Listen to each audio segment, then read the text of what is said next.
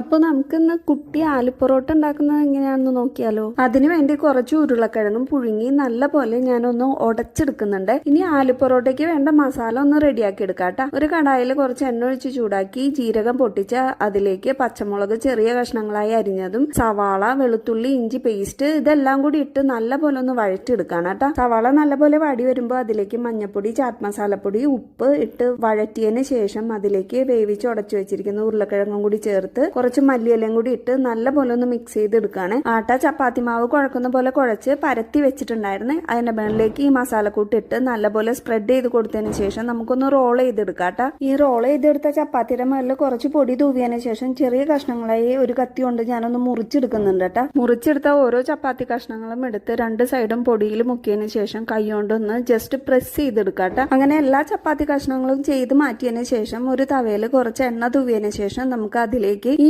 ഓരോ ചപ്പാത്തിയും ഇട്ട് തിരിച്ചും മറിച്ചും ഇട്ടൊന്ന് വേവിച്ചെടുക്കാട്ടോ. അപ്പൊ നമ്മളെ കുട്ടി ആലു പൊറോട്ട ഇവിടെ റെഡിയായി വന്നിട്ടുണ്ട് കേട്ടോ. കുട്ടികൾക്ക് ഈവനിങ് സ്നാക്സ് ആയിട്ടും സ്കൂളിലേക്ക് സ്നാക്സ് ആയിട്ട് കൊടുത്തു വിടാനും ഒക്കെ പറ്റിയ നല്ലൊരു ഡിഷാണ്. പെട്ടെന്ന് തന്നെ തയ്യാറാക്കാൻ പറ്റിയ വളരെ ഹെൽത്തി ആയിട്ടുള്ള ഒരു ഫുഡും കൂടിയാണ് കേട്ടോ ഇത്. അപ്പൊ എല്ലാവരും നമ്മളെ കുട്ടി ആലു പൊറോട്ട ഒന്ന് ട്രൈ ചെയ്ത് നോക്കിയിട്ട് അത് എങ്ങനെയുണ്ടെന്നൊന്ന് പറയണോട്ടാ. Okay, bye by.